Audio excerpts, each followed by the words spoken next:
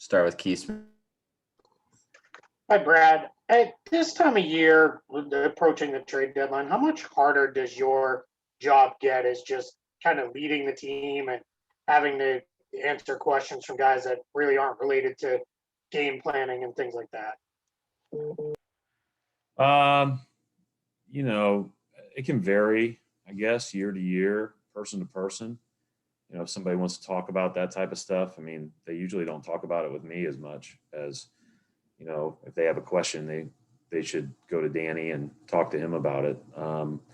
But sometimes it does get into, you're cognizant of the human element, that they're all paying attention and everything else. And I think these guys, maybe the rookies wouldn't be in this mindset, but I think most of these guys are, they've been kind of through the rumor mill so often that they don't, they don't pay it a lot of attention, or it doesn't affect them. Maybe they're paying attention, but it doesn't affect them. So I don't have a ton of those conversations. There's not a lot of, I think most of the guys handle it pretty well. Angel Gray. Thank you so much, Angel Gray, Fox Sports Ohio. Coach, thanks for your time. Just as far as keeping your guys engaged, what's been the message to them in their play, or what have you seen in their play, especially on the road? Well, I mean, it's a weird year from the standpoint of going on the road and being together on the road, but I think, we're just trying to play as well as we can, home, road, in front of fans, no fans, whatever the case may be. So we've had better moments as of late, in the last 7 games or so, but, we haven't been as consistent as we'd like, for a lot of reasons. But I think that at times we've shown ourselves to be capable. And so hopefully we can build off that. There's a lot that we have to improve on, Angel, that has nothing to do with the venue we're playing in or the opponent we're playing. It has more to do with how we want to play. Now, that said, every night in the NBA, you're playing other NBA players and other NBA teams. And if you don't do that well, you get beat. And so that's a challenge, obviously, anytime you're getting into these competitive arenas. John Corrales. Brad, they say that necessity kind of breeds invention, and this season has really been so unique. What have I really said that, John? I don't know if you've said that, but that's something that's kind of generally in the ethos, I think. Yeah, just put me down as the person that said that.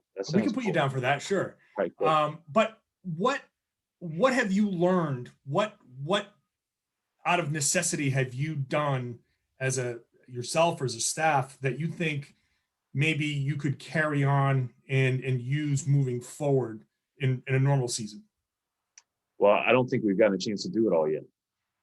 And so I think that's partly, what we're looking forward to when we're full, when we're unlimited, and all of those things. And so I think that our team is not as good at any one or two things, like in years past, but we've tried a lot more, and played more defenses and tried a few things here lately that I do think that we can build off of and use if that time comes. Now, the deal is you have to be good at something. Like you have to be able to say, we as a team are really good on the offensive end at this, and we as a team are really good at the defensive end at this. And, of all the teams we've had, this team's had the hardest time probably becoming great at one or two things on each end. And so I think that's partly because we haven't had, the full roster intact very often. Certainly there's a lot of other reasons for that, but that's our task. Like, can we become able to identify, one or two things to really emphasize and hang on to and become great at, while having some flexibility down the road. I think we have more flexibility at times, but sometimes, as you said, I don't remember how you said it, and I don't want to screw up my own quote. So, that's made us do things and try new things, which hasn't been all bad. Last 2 questions for Coach. We'll go to Gary Washburn. Hey, Brad, a couple days. One, any update on Tristan? Is it just going to be this maybe in the whole him and Romeo kind of the same thing? It's going to be another week or so, you estimate? And secondly, there was a couple of instances last night where I'm sure you wanted to use your challenge, but you had already used it on the play on Jalen. But then the play where Jason was called for charge against Jordan Clarkson. What goes into the decision making? And in a couple days ago, in Houston, you ran. There was a video screen back, and you ran in back of the bench to look at the play. Like in the Garden, doesn't really show replays. You look up and you see yourself looking up, seeing yourself. What goes into your challenges, and when and when not?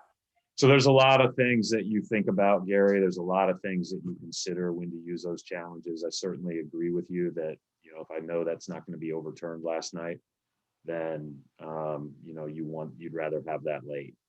The day before, I thought Smart's impact on the game was so big that I wanted to be alert to his foul total.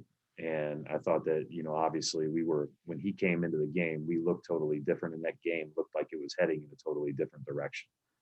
But there's a lot of other things, like, there's some calls that just don't get overturned a lot. And, like those charge block calls, I mean, you can look at it and, make any determination you want and probably argue it for days after you watch the review. And so those just don't get overturned a lot, at least not from our perspective. And so there's a lot that goes into it. I usually listen to Matt pretty clearly, and he told me not to challenge last night. So if anything, that's a thumbs up for Matt, and he should be credited for actually saying, don't do it. Final question, Jared Weiss. Going back to your prior answer and that quote that we all clearly remember you inventing, most defenses in the I guess recent history, they were kind of defined as having their main pick and roll scheme, their kind of base scheme.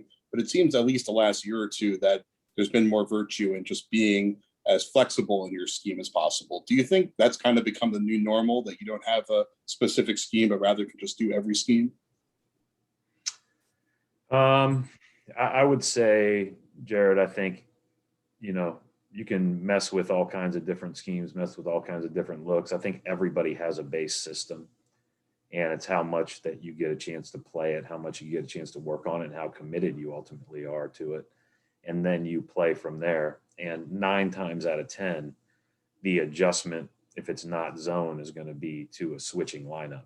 And, a lot of teams have been really creative and have done this for a while, right? I talked a little bit about this on one of my interviews yesterday, like the late switch, the veer by the big as you're heading down into his chest with the guard, and the guard peels back and takes a big popping, has made it hard to be a good pick and pop big in this league.